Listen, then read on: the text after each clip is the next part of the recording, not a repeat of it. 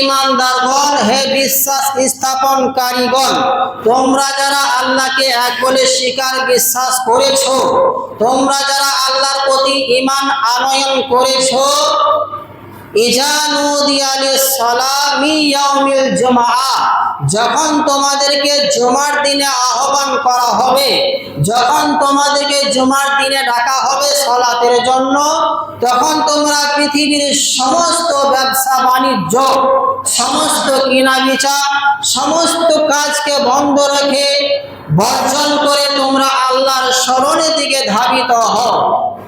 এটাই তোমাদের জন্য উত্তম যদি তোমরা জানতে। তাহলে জুমার দিনে যখন আজান দেওয়া হবে বা মানুষকে যখন ডাকা হবে, তখন সমস্ত কাজকে বর্জন করে আল্লাহর স্মরণের দিকে ধাবিত হতে হবে। কিন্তু কিছু শ্রেণী মানুষ অবহেলা করে বিনা কারণে বিনা ওজরে জুমার সালাতকে ত্যাগ করে দেয়। অথচ বিশ্বনবী জনাবে মুহাম্মদ মুস্তাফা সাল্লাল্লাহু আলাইহি ওয়াসাল্লাম তিনি বলেছেন, মান তারাকাল জুমআ সালাসা মাররাতিন, যে ব্যক্তি পরস্পরে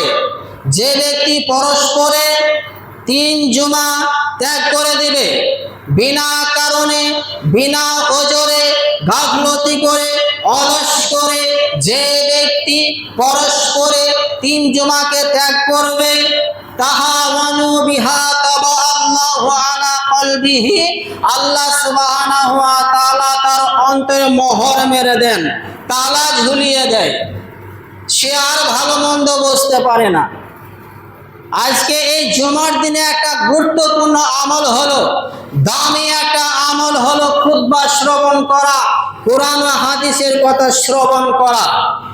এই খুতবা শ্রবণ করা ওয়াজিব, ফরজ, আপনাকে শুনতেই হবে। যদি বলেন না আমি শুনবো না, তাহলে আপনার জন্য এই মজলিস না, আপনাকে এই মজলিসে মানাই না। যদি আপনি বলেন না আমি শুনবো না, তাহলে আপনাকে বাড়ি চলে যেতে হবে। কেন? কারণ হচ্ছে জুমার খুতবা শোনা ফরজ, ওয়াজিব, আপনাকে শুনতেই হবে। কিন্তু কিছু মানুষ এই জুমার সালাতে এসে, খুতবা শ্রবণ করতে এসে এমন দুটি কাজ করে, যে দুটি কাজের কারণে তারা নেকি পায় না, সওয়াব পায় না, নেকি থেকে তারা বঞ্চিত হয়ে যায়। উল্টো তারা পাপের বোঝা, গুনাহের বোঝা মাথায় করে নিয়ে বাড়ি ফিরে। এই দিনটাকে বলা হয় সাইয়্যিদুল আইয়াম, দিন সমূহের সর্দার। সপ্তাহে যে 7টা দিন রয়েছে, এই দিনগুলোর মধ্যে সবচেয়ে উত্তম উৎকৃষ্ট দিন হলো জুম্মার দিন। কোন হাদিসের মধ্যে এসেছে, নবী সাল্লাল্লাহু আলাইহি ওয়াসাল্লাম বলেছেন, ঈদুল আজহা আর ঈদুল ফিতর এর চেয়ে দামি উত্তম উৎকৃষ্ট দিন হলো এই জুম্মার দিন। কিন্তু কেন এই দিনকে সাইয়্যিদুল আইয়াম বলা হয়েছে? কেন এই দিনকে দিন সমূহের সর্দার বলা হয়েছে? কেন এই দিনে এত ফজিলত গুরুত্ব রয়েছে? কারণ হচ্ছে আমরা জানি যে আল্লাহ সুবহানাহু ওয়া তাআলা এই পৃথিবীকে 6 দিনে সৃজন করেছেন, 6 দিনে সৃষ্টি করেছেন, আর সৃষ্টির শেষ দিন ছিল শুক্রবার দিন। আল্লাহ সুবহানাহু ওয়া তাআলা এই শুক্রবার দিনে সৃষ্টি সমাপ্তি করেন। আরো হাদিসে এসেছে, নবী সাল্লাল্লাহু আলাইহি ওয়াসাল্লাম বলেছেন, খায়রু ইয়াউমিন তালাত ফিস-শামসি, যে দিনগুলিতে সূর্য উদিত হয়, যেসব দিনগুলিতে সূর্য উদিত হয়, তার মধ্যে সবচেয়ে উত্তম উৎকৃষ্ট দিন হলো জুমার দিন। কেন? কারণ হচ্ছে ফিহি খুলিকা আদমু, এই জুমার দিনে আল্লাহ সুবহানাহু ওয়া তাআলা আদম আলাইহিস সালামকে সৃজন করেছেন, সৃষ্টি করেছেন। ওয়া ফিহি উদখিলাল জান্নাহ, এই জুমার দিনে আল্লাহ সুবহানাহু ওয়া তাআলা আদম আলাইহিস সালামকে জান্নাতে প্রবেশ করিয়েছিলেন। ওয়া ফিহি উখরিজা মিনহা, আর এই জুমার দিনে আল্লাহ সুবহানাহু ওয়া তাআলা আদম আলাইহিস সালামকে জান্নাত থেকে বহিষ্কার করেছিলেন, জান্নাত থেকে বের করে দিয়েছিলেন। ওয়ালা তাকুমুস সাআ, মহাপরলয় সংঘটিত হবে না, কিয়ামত সংঘটিত হবে না, ইল্লা ফি ইয়াউমিল জুমআ, জুমার দিন ব্যতীত। অর্থাৎ কিয়ামত সংঘটিত হবে, মহাপ্রলয় সংঘটিত হবে, পশ্চিম দিকে সূর্য উদিত হবে এই জুম্মার দিনে।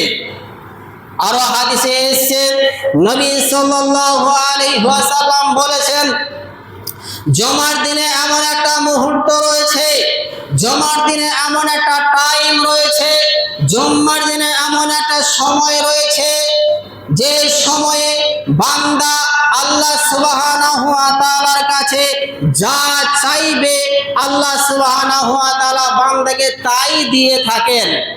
এই জন্য এই দিনটাকে এত সাইয়্যিদুল আইয়াম বলা হয়েছে, এই জন্য এই দিনটাতে এত ফজিলত গুরুত্ব রয়েছে।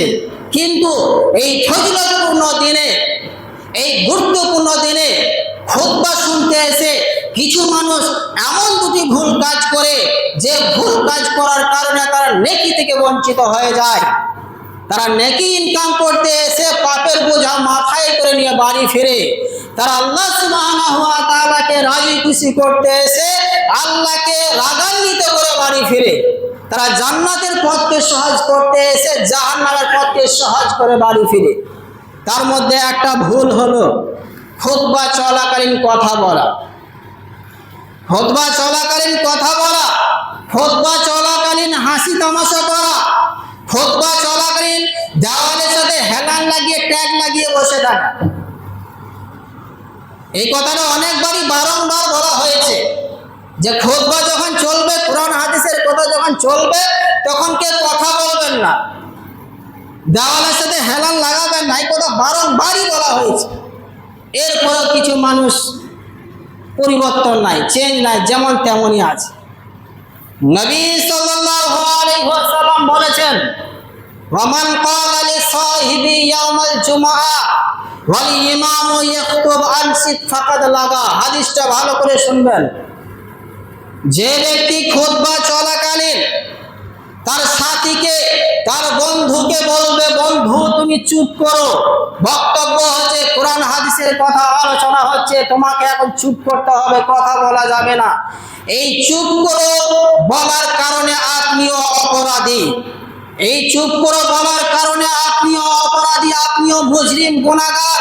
আপনি নেকি থেকে বঞ্চিত হয়ে গেলেন, সব থেকে আপনি বঞ্চিত হয়ে গেলেন। আপনি নেকি পাবেন না, সব পাবেন না।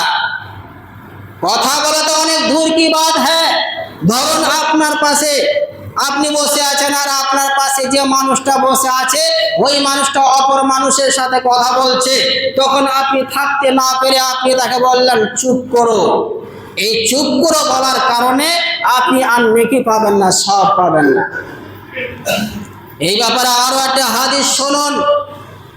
আবু দারদা বলেন, একদিন নবী সাল্লাল্লাহু আলাইহি ওয়াসাল্লাম মিম্বরে দাঁড়িয়ে সাহাবীদের উদ্দেশ্যে ভাষণ দিচ্ছিলেন, ওয়াজ নসিহা করছিলেন। ওয়াজ নসিহা করতে করতে এক পর্যায়ে নবী সাল্লাল্লাহু আলাইহি ওয়াসাল্লাম কোরআনের একটা আয়াত তেলাওয়াত করলেন, কোরআনের একটা আয়াত পাঠ করলেন। যে আয়াতটা পাঠ করলেন ওই আয়াতটা আবু দারদা তিনি জানতেন না যে এই আয়াত কখন অবতীর্ণ হয়েছে। তাই তিনি কি করলেন, তিনার পাশে উবাই ইবনে কাব তিনি বসেছিল। তিনাকে জিজ্ঞাসা করা হলো। কে জিজ্ঞাসা করলেন? আবু দারদা জিজ্ঞাসা করলেন। কাকে জিজ্ঞাসা করলেন? উবাই ইবনে কাবকে জিজ্ঞাসা করলেন, হে উবাই ইবনে কাব, নবী সাল্লাল্লাহু আলাইহি ওয়াসাল্লাম যে আয়াতটা তিনি পাঠ করলেন, এই আয়াতটা কখন অবতীর্ণ হয়েছে, কখন নাজিল হয়েছে? তখন উবাই ইবনে কাব তিনি কোনো উত্তর দিলেন না, জবাব দিলেন না। আবার আবু দারদা তিনি প্রশ্ন করে বসলেন, হে উবাই ইবনে কাব, এই আয়াত কখন অবতীর্ণ হয়েছে, নাজিল হয়েছে? উবাই ইবনে কাব এগুলো তিনি জবাব দিলেন না, উত্তর দিলেন না। আবার আবু দারদা তিনি প্রশ্ন করে বসলেন, হে উবাই ইবনে কাব, তুমি কেন কথা বলছো না? তুমি কি শুনতে পাচ্ছ না আমি তোমাকে কিছু বলছি? যে আয়াত কখন অবতীর্ণ হয়েছে? এইভাবে বেশ কয়েকবার প্রশ্ন করা হচ্ছিল, কিন্তু উবাই ইবনে কাব তিনি কোনো উত্তরই দিচ্ছিলেন না। এক পর্যায়ে নবী সাল্লাল্লাহু আলাইহি ওয়াসাল্লাম যখন তিনি মিম্বার থেকে নামলেন তখন উবাই ইবনে কাব আবু দারদাকে বললেন, আবু দারদা, তুমি যে খুতবা চলাকালীন অনর্থক কথাবার্তা বলেছো, এই কথা বলার কারণে তুমি নেকি থেকে বঞ্চিত, সওয়াব থেকে বঞ্চিত, তুমি নেকি পাবে না, সওয়াব পাবে না। আবু দারদা এই কথা শুনে নবী সাল্লাল্লাহু আলাইহি ওয়াসাল্লামকে চট করে প্রশ্ন করে দিলেন, ইয়া রাসূলুল্লাহ,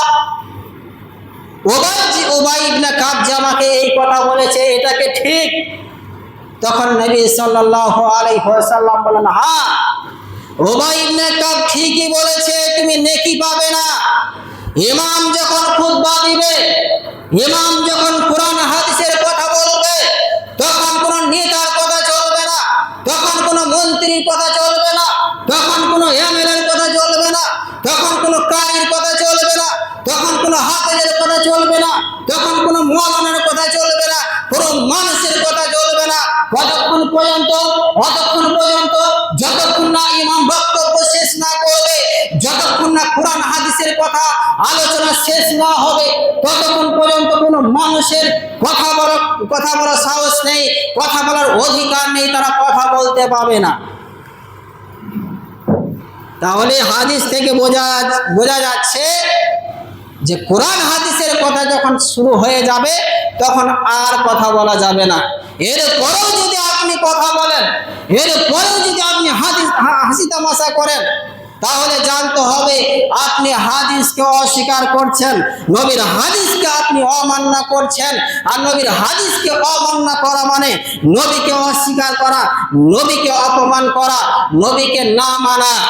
যে নবী কাল কিয়ামতের মাঠে আমার আপনার জন্য সুপারিশ করবে, যে নবী কাল কিয়ামতের মাঠে আমার আপনার জন্য সাইদাই রত হয়ে যাবে, সাইদাই পড়ে যাবেন আমাদেরকে জান্নাতে নিয়ে যাওয়ার জন্য, যে নবী কাল কিয়ামতের মাঠে আমার আপনার জন্য কান্না করবে, যে নবী আমাকে আপনাকে জান্নাতে যাওয়ার রাস্তাটা দেখিয়ে দিয়ে গেছেন, যে নবী আমাকে আপনাকে জাহান্নাম থেকে বাঁচার রাস্তা দেখিয়ে দিয়ে গেছেন, সেই নবীর হাদিসকে আপনি কিভাবে অমান্য করতে পারেন? করতে পারবেন? যদি আপনি অমান্য অস্বীকার করেন তাহলে জানতে হবে আপনি নবীর উম্মত না, আপনি হলেন নবীর দুশমন, শত্রু। চলুন, জুমার খুতবা শোনার মধ্যে কি ফজিলত রয়েছে এই ব্যাপারে কয়েকটা হাদিস একটা করে আমি বলছি, শুনুন। নাম্বার এক নাম্বার হাদিস, ওয়ান আবি হুরায়রা রাদিয়াল্লাহু আনহু আন্না রাসূলুল্লাহ সাল্লাল্লাহু আলাইহি ওয়াসাল্লাম قال, আবু হুরায়রা হতে বর্ণিত নবী সাল্লাল্লাহু আলাইহি ওয়াসাল্লাম বলেছেন, ইজা কানা ইয়াউমুল জুমআ কাদাতিল মালাইকাতু আলা আবওয়াবিল মসজিদ, যেদিন জুম্মার দিন হয়, জুম্মার দিনে মসজিদের প্রত্যেকটা গেটে, প্রত্যেকটা দরজায় মালাইকাগণ, ফেরেশতাগণ বসে যান। হাতে কি নিয়ে? হাতে একটা খাতা নিয়ে বসে যান। কি করেন ওই খাতা নিয়ে? ওই খাতা নিয়ে এই কাজ তিনারা করেন, ফাকাতাউ মান জা ইলাল জুমআ, যে সর্বপ্রথম মসজিদে প্রবেশ করে তার নামটা লিখে নেন, খাতায় চাপিয়ে নেন। ফাইদা খরাজাল ইমাম, এরপর যখন ইমাম নিজের হুজরা থেকে, নিজের রুম থেকে, নিজের ঘর থেকে বেরিয়ে যান, তখন মালাইকাগণ, ফেরেশতাগণ কি করেন? খাতা বন্ধ করে দেন, খাতা বন্ধ করে দেন। আর হাদিস শুনুন, ওয়ান আবি হুরায়রা রাদিয়াল্লাহু আনহু আন্না রাসূলুল্লাহ সাল্লাল্লাহু আলাইহি ওয়াসাল্লাম قال, আবু হুরায়রা হতে বর্ণিত নবী সাল্লাল্লাহু আলাইহি ওয়াসাল্লাম বলেছেন, মান গাতাসালা ইয়াউমাল জুমাতে গুসলাল জানাবা, যে ব্যক্তি জুম্মার দিন উত্তম রূপে ভালোভাবে ফরজ গোসলের নেয় গোসল করবে, সুম্মা রাহা, এরপর মসজিদে সকাল সকাল গমন করবে, সকাল সকাল আসবে, ফাকা আন্নামা কররাবা বাদানাতান, সেজন্য একটা উট কুরবানি করলো।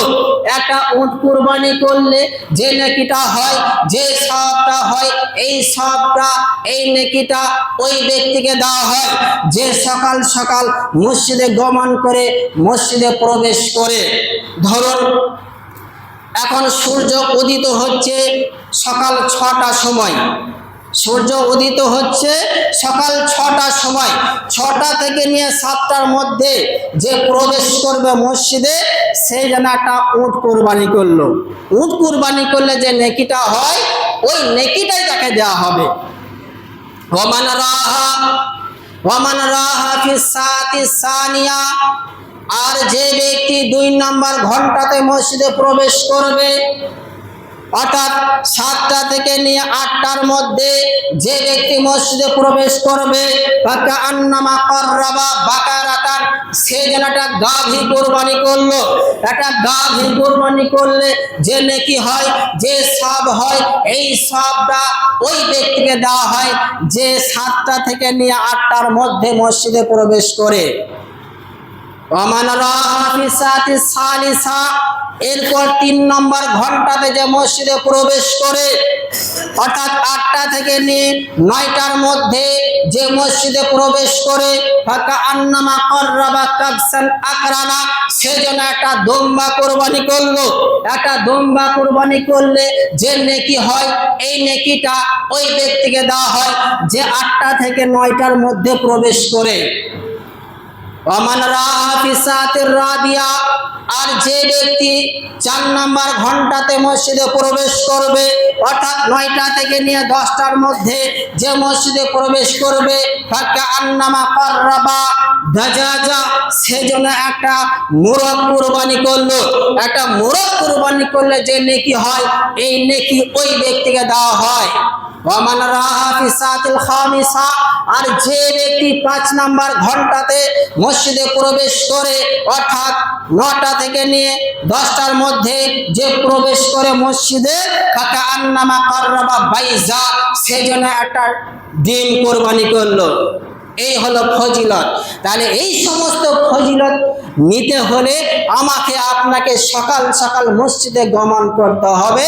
ফাইদা খরাদাল ইমাম, এর পরের বাক্যে নবী বলছেন ফাইদা খরাদাল ইমাম ওয়া হাজারাতিল মালাইকাতু ইয়াসতামিউনা যিক, এরপর ইমাম যখন হুজরা থেকে বেরিয়ে মিম্বরে দাঁড়িয়ে যান, খুতবা যখন শুরু করে দেন, তখন ফেরেশতাগণ মালাইকাগণ কোরআন হাদিসের কথা শ্রবণ করতে থাকেন, শুনতে থাকেন। বুঝতে পারলেন এখান দিয়ে যে মালাইকাগণ তিনারাও পর্যন্ত কোরআন হাদিসের কথা শ্রবণ করে। আর আপনি এত বড় পণ্ডিত হয়ে গেছেন, এত বড় আপনি জ্ঞানী হয়ে গেছেন যে আপনাকে শোনা লাগবে না, আপনি সবই কি জেনে ফেলেছেন। আপনি কি ফেরেশতাদের উপরে, যে ফেরেশতারা কোরআন হাদিসের কথা শ্রবণ করে আর আপনাকে শোনা লাগবে না? শুনতে হবে, যতক্ষণ বক্তব্য চলবে ততক্ষণ আপনাকে শুনতে হবে, এদিকে সেদিকে তাকাতাকি চলবে না।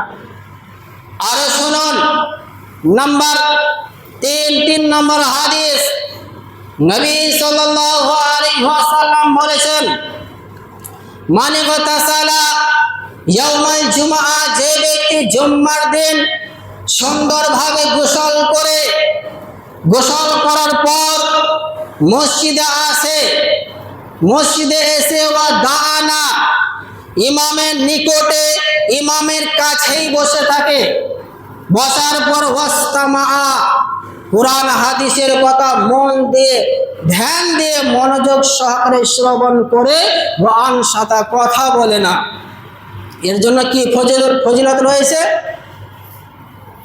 এর জন্য ফজিলত রয়েছে বিকুল্লি সানাতির, প্রত্যেকটা কদমের বিনিময়ে সিয়ামুহা ওয়া কিয়ামুহা, প্রত্যেকটা কদমের বিনিময়ে, প্রত্যেকটা পায়ের বিনিময়ে 1 বছরের নফল সিয়ামের নেকি আর 1 বছরের নফল নামাজের আর সিয়ামের নেকি রয়েছে। অর্থাৎ 1 বছর নফল সিয়াম পালন করলে আর 1 বছর নফল সালাত আদায় করলে যে নেকিটা হয়, এই নেকিটা ওই ব্যক্তিকে দেওয়া হয় যে সকাল সকাল মসজিদে এসে ইমামের কাছেই বসে, ইমামের কাছে বসার পর কোরআন হাদিসের কথা মন দিয়ে মনোযোগ সহকারে শ্রবণ করে এই ব্যক্তিকে দেওয়া হয়। এবার আপনি চিন্তা করুন তো, আপনার বাড়ি থেকে মসজিদে আসতে আপনাকে কত পা ফেলতে হয়? কথার কথা ধরুন, আপনার বাড়ি থেকে মসজিদে আসতে আপনাকে 20 পা ফেলতে হয়, 20 পা ফেলে আপনাকে মসজিদে আসতে হয়। তো প্রত্যেকটা কদমের বিনিময়ে 1 বছর নফল নামাজের নেকি আর 1 বছর নফল সিয়ামের নেকি আপনি হিসাব করে নেন। ধরুন আপনি সকাল সকাল গোসলটা সারলেন, গোসলটা সেরে আপনি সকাল সকাল মসজিদে চলে এলেন, এসে আপনি ইমামের নিকটে বসলেন, ভালোভাবে খুতবা শ্রবণ করলেন। তো আপনার বাড়ি থেকে মসজিদ আসতে আপনি 30 পা ফেলেছেন, 30 পা ফেলিয়ে আপনি মসজিদে এসেছেন। এই 30 পায়ে প্রত্যেকটা কদমে আপনি 1 বছরের নফল নামাজের নেকি আর 1 বছরের নফল সিয়ামের নেকি আপনি হিসাব করে নেন। তাহলে কত নেকি হচ্ছে? এত সুন্দর সুন্দর ফজিলত, এরপরেও আমরা এই সমস্ত ফজিলত থেকে বঞ্চিত। অতএব এই হাদিসগুলির ওপর আমরা ইনশাল্লাহ প্রত্যেকে আমল করব। জুমার দিন আমরা সকাল সকাল মসজিদে গমন করব। এই বিষয়টা এই পর্যন্ত থাক। আরেকটা বিষয় ছোট্ট আকারে বলি আপনাদের জন্য একটা শান্তির বার্তা দিচ্ছি। মহান আল্লাহ তাআলা বলেন যে তোমাদের চেয়ে উত্তম ব্যক্তি ওই ব্যক্তি হতে পারে, তোমাদের মধ্যে ওই ব্যক্তি সবচেয়ে উত্তম যে মানুষকে কল্যাণের দিকে আহ্বান করে, মানুষকে ভালোর দিকে ডাকে, মানুষকে জান্নাতের দিকে ডাকে, মানুষকে সিরাতাল মুস্তাকিমের দিকে ডাকে। এই ব্যক্তির চেয়ে উত্তম ব্যক্তি আর কে হতে পারে? আর সে বলে সে বলে ইন্নানি মিনাল মুসলিমিন, আমি একজন আত্মসমর্পণকারী মুসলিম। আমরা হলাম আত্মসমর্পণকারী মুসলিম। আমরা শান্তির বার্তা দিই, আমরা অশান্তির বার্তা দিই না, আমরা অশান্তির বার্তা দিই না, আমরা শান্তির বার্তা দিই। আমরা আল্লাহ সুবহানাহু ওয়া তাআলার কথা বলি, যে কথার চেয়ে উত্তম কথা আর কি হতে পারে। আমরা কোরআনের কথা বলি, যে কোরআনের কথার চেয়ে উত্তম কথা আর কি হতে পারে। আমরা ইসলামের কথা বলি, যে ইসলামের কথা চেয়ে উত্তম কথা আর কি হতে পারে। এই কথাটা বলার আমার উদ্দেশ্য হলো যে আপনারা সকলে অবগত আছেন যে সামনে ভোটের রেজাল্ট বার হচ্ছে, কেউ জিতবে আবার কেউ হারবে। সামনে ভোটের রেজাল্ট বার হচ্ছে, কেউ জিতবে আবার কেউ হারবে। এই নিয়ে আপনারা মাথা ব্যথা করবেন না, এই নিয়ে আপনারা দলাদলি করবেন না, অশান্তি করবেন না, মারামারি খুনাখুনি করবেন না। আপনারা মিলে জুলে থাকবেন। আপনি একটা জিনিস সবসময় মাথায় রাখবেন যে আপনার ফ্যামিলি আছে, আপনার সংসার আছে, আপনার স্ত্রী আছে, আপনার ছেলে আছে, আপনার মেয়ে আছে, তাদেরকে যেন কান্না করতে না হয়, আপনার স্ত্রী যেন বিধবা না হয়, আপনার ছেলে যেন অনাথ হয়ে না যায়, আপনার ছেলে যেন বাপ হারা না হয়ে যায়। এই জিনিসটা আপনাকে মাথায় রাখতে হবে। আপনার যদি কিছু হয়ে যায়, আল্লাহ না করুক যদি আপনার কিছু হয়ে যায়, আপনার খবর কেউ নেবে না, আপনার পাশে কেউ দাঁড়াবে না। যার জন্য আপনি খুনাখুনি করছেন, যার জন্য আপনি দলাদলি করছেন, যার জন্য আপনি অশান্তি করছেন, যার জন্য যার কথা শুনে আপনি অন্যর মাথা ভেঙে দিচ্ছেন, গুড়িয়ে দিচ্ছেন, সে আপনার খবরটা এসে নেবে না, সে আপনার পাশে দাঁড়াবে না। আপনার পাশে দাঁড়াবে কে? আপনার বাড়ির পাশে যে মানুষটা বসবাস করে, আপনার পড়োশি, আপনার প্রতিবেশী আপনার খবর নেবে, আপনার পাশে এসে দাঁড়াবে। আপনার কিছু হয়ে গেলে সঙ্গে সঙ্গে তারাই আপনাকে হসপিটাল নিয়ে যাবে। অতএব কোনো মানুষের উপরে আক্রমণ করবেন না, কোনো নিরীহ মানুষের উপরে আক্রমণ করবেন না, কোনো মহিলার উপরে আক্রমণ করবেন না, কোনো বাচ্চার উপরে আক্রমণ করবেন না, কোনো গাড়ির উপরে আক্রমণ করবেন না, কোনো দোকানের উপরে হামলা করবেন না। এটা আপনার কাজ নয়। কোনো গাড়ির উপরে হামলা করা এটা মুসলিমের পরিচয় নয়। কোনো মানুষের উপরে হামলা করা এটা মুসলিমের পরিচয় নয়। কোনো বিধর্মীর উপরে আক্রমণ করা এটা মুসলিমের পরিচয় নয়। মুসলিমের পরিচয় হলো বিশ্বনবী জনাবে মুহাম্মদ মুস্তাফা সাল্লাল্লাহু আলাইহি ওয়াসাল্লাম বলেছেন, মান সালিমাল মুসলিমুনা মিন লিসানি ওয়া ইয়াদি। মুসলিম হলো ওই ব্যক্তি যার হাতের দ্বারাতে, মুখের দ্বারাতে কোনো মানুষ কষ্ট পায় না। অতএব আপনাকে সবসময় খেয়াল রাখতে হবে